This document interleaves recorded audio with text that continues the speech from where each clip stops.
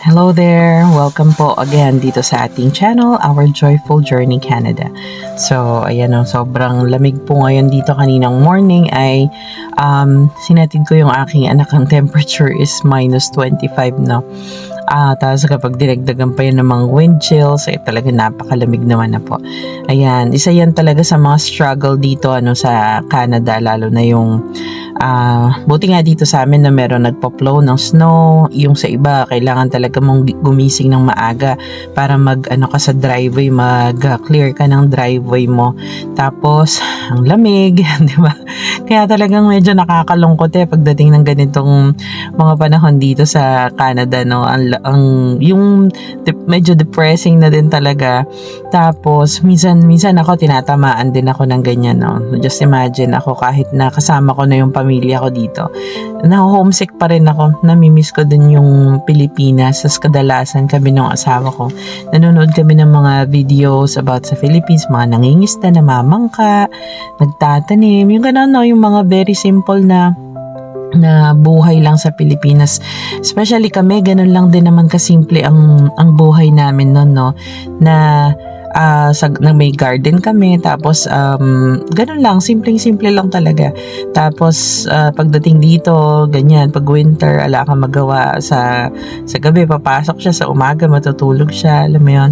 Kaya pag minsan parang siguro siya din nararamdaman niya yung parang ang bilis din ng buhay dito sa Canada. Parang maisip mo minsan gumigising ako ng ganun, parang matatapos na lang kaya yung yung life namin, no, ng gano'n na ganito yung buhay, parang ganito lang kasimple, paulit-ulit lang, parang gano'n, parang ang bilis ng buhay dito.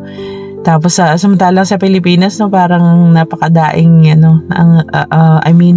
napakakulay ba ng buhay sa Pilipinas, parang ganyan. Kaya pag minsan hindi mo din masisisi yung ibang mga kababayan natin na talagang gugustuhin pa rin umuwi sa Pilipinas. Na actually kami, din namin yan, plano din namin yan na mga 10 years lang kami dito. Pag nag-college na yung mga bata, pwede na kaming umuwi, siguro yun, pwede na kaming ipagpatuloy namin yung mga pangarap namin na naudlot doon sa Pilipinas. Ganun, iuwi namin si JJ. Kasi si JJ talagang nalulungkot siya, kumbaga, kung tayong mga normal na tao, na panglalabanan pa natin yung mga feelings natin kapag ganitong may winter blues. Siya talaga ilang gabi na yan na umiiyak siya pag gabi. Tapos inip siguro siya, no? Tapos natanong niya talaga ako, "Ma'am, why are we not living in Philippines?" Sabi niya sa akin. Tapos parang naman ako na, syempre yun kasi ang kinamulatan niya. Tapos pag nung nasa Pilipinas siya, pinapakita ko sa kanya yung mga pictures niya, no, na ang dami laging ganap doon. Tapos kung saan niya gustong lumibot, nakakaalis kami, ganyan, kung saan kami nakakapunta, hindi ka talaga maiinip tapos yun siguro yung hinahanap niya. Tapos nasa labas siya, madalas siyang naglalaro sa labas. Yun yung mga hinahanap niya. Samantalang dito, pag uwi galing school, sa bahay lang talaga, nakakulong na lang siya doon. Tapos although minsan lumalabas-labas din naman kami, kaya lang ayaw niya din naman lumabas pag sobrang lamig, no? Tsaka yun, syempre baka sipunin, ubuhin, ganyan kapag masyadong matagal sa labas. Tapos ayun, no, sabi niya, "It's so fun in the Philippines." Sabi niya gano'n. Tapos naman din ako kasi yun nga, gano'n, hinahanap niya yung ganong type ng life, no. Kami din naman, hinahanap namin yung saya ng Pilipinas. Kaya lang, syempre talagang gano'n, may mga bagay na uunahin ka muna bago yung saya, 'di ba? Minsan kailangan mo talaga munang unahin yung kapakanan ng lahat, settle down muna lahat para ma-enjoy mo talaga yung saya o yung pag-uwi halimbawa sa Pilipinas. Ayan. Tapos sabi ko nga, may mga ibang kababayan na pinipili pa rin talagang umuwi sa Pilipinas, like mag-iipon lang dito for 5 years, ganun, tapos uwi na. no. Meron akong kakilalang ganun, tapos bumalik din dito kasi parang hindi naman din nagtagumpay yung business niya doon, so bumalik siya dito, siguro mag-iipon ulit siya. So mga ganun, iba-ibang klase ng kwento ng buhay ng mga nagsasapalaran dito, no.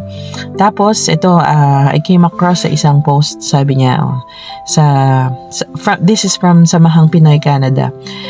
Sabi niya, sa totoo lang, madami din ako realizations nung nandito na ako. Iba-iba din po tayo ng pananaw sa buhay. Dati, gustong-gusto kong makapunta dito. Ngayon, nandito na ako. Gustong-gusto ko nang umuwi.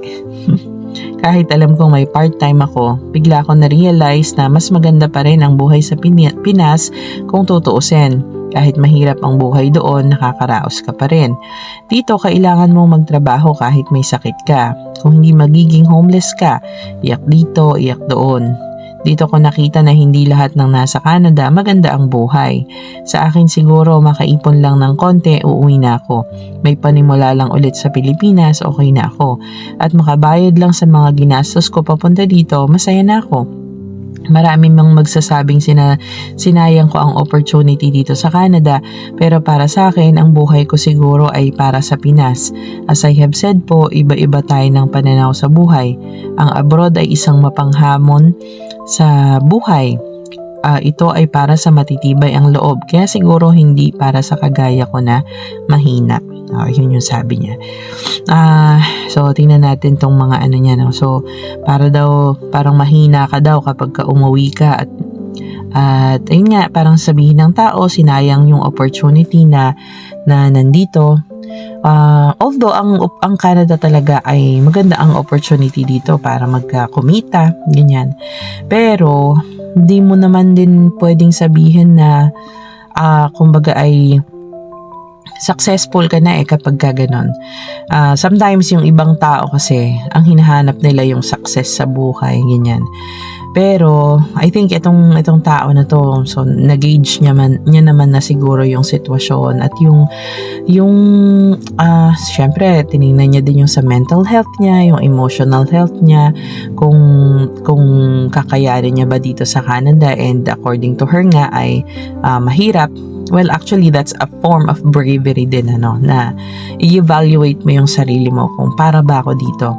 Kasi para magtiis ka ng magtiis at nasasayang lang din naman yung buhay mo, no, sa pagtitiis, sa kalungkutan. Di ba? Parang ano naman ang saysay ng kaya nga ikaw ay nabubuhay para kumbaga, wag mo sayangin yung buhay mo ng ganon. Alam mo yung toxic na yung kalungkutan. Syempre kasama naman yung pagtitiis talaga. At yan, yung mga sacrifices. Pero parang kumbaga pagka nakikita mo parang pointless na, bravery din, nakatapangan din na tumigil na doon sa kung ano yung ginagawa mo, 'di ba? Like parang sa isang relationship lang 'yan na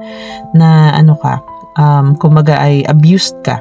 'Di ba? Parang katapangan pa rin ba natatawagin kung yun nga, kung abused ka na physically, mentally, and wala nang kapahingahan yung pagkatao mo doon sa mga struggles. So, 'di ba?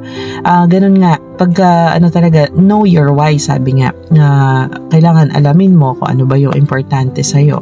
So, syempre parang kung feeling mo talaga ay hindi worthy para sa iyo yung buhay na meron ka dito, bravery din yun, katapangan din yun na mag-step out na dun sa sitwasyon na yun at magsimula ka ulit ng panibagong buhay, no?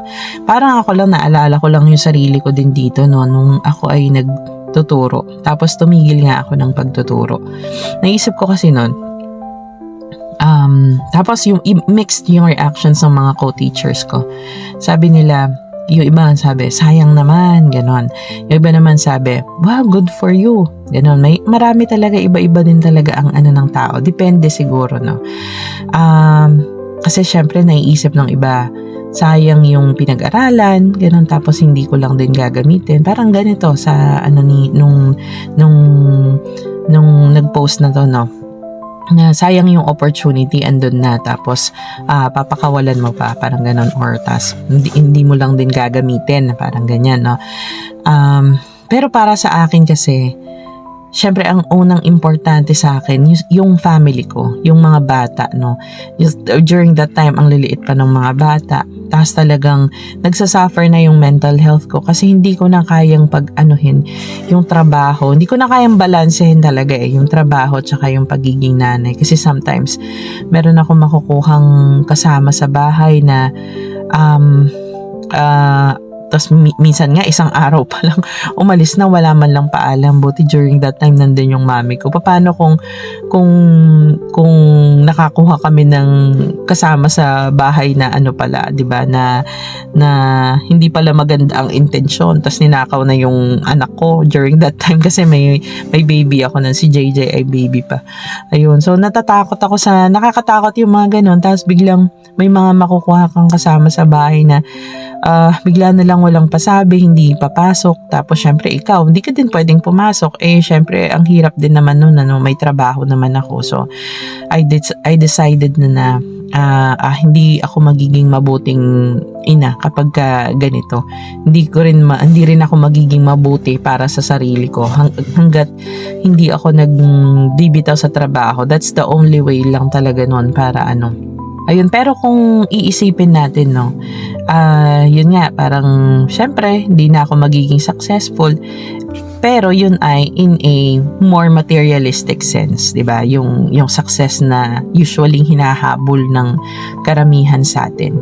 Yung success na na PhD ka, principal ka, yung mga ganyan, no? Pero para sa akin kasi depende sa definition natin Kaya sa akin ang success is maging mabuti kang magulang, 'di ba? Unang-una sa lahat, maging mabuti kang magulang, maging mabuti kang asawa. Kung yung mga bagay nan, maging mabuti ka sa sarili mo, maging mabuti ka sa ibang tao. Kung yung mga bagay na yun ay kumbaga, yun ang success para sa akin. Kung yun ay mapagbubuti mo, successful ka na sa buhay mo, ngayon, kung kaya mo pang gumawa ng ibang paraan para habulin yung success na kadalasang hinahabol ng ibang tao at kailangan mo din yun sa sarili mo para may mapatunayan ka, gawin mo. Pero dapat hindi at the expense of those things or those people na talagang kailangan pinaka-importante sa atin. Of course, pamilya muna. Minsan din yung success na yan na hinahabol ng karamihan sa atin, marami silang sinasacrifice, marami silang ginagawa para maabot yan. Sometimes the way to that kind of success ay gumawa ng hindi tama. 'Di ba? Maraming ganyan. Alam natin 'yan, no? Pero matatawag mo pa bang successful yung sarili mo once na nandun ka na sa tuktok at ang dami mo namang ginawa na mali na hindi lalong-lalo na sa kapwa mo, 'di ba? Madaming ganyan no. Didn't really equate to pag successful ka ay mabuti kang tao. Kadalasan yung mga hindi nagiging successful sa paningin ng karamihan, yun yung mas pinili na maging mabuti, no? Kasi 'di ba, they had a choice na they had a choice, pero pinili nila na mas mabuti sa pamilya nila, sa sarili nila, sa ibang tao kaysa maging successful sa mata ng iba. Ayun. So yun nga, parang knowing your why is really really important sa pag navigate natin dito sa mundo na ito. Kailangan talaga alam mo kung ano yung pinaglalaban mo, or alam mo kung ano yung importante sa iyo. Kasi once you know that, kahit anong sabihin ng ibang tao, kahit sabihin nila ay sayang, ay ganito, ay ganyan, alam mo sa sarili mo na yung path na dinadaanan mo is yung path na may peace of mind ka, maganda ang relationship mo sa family mo, maganda ang relationship mo kay Lord. Piliin mo yung path kung saan magiging mabuti kang tao. Yun lang para sa akin, no.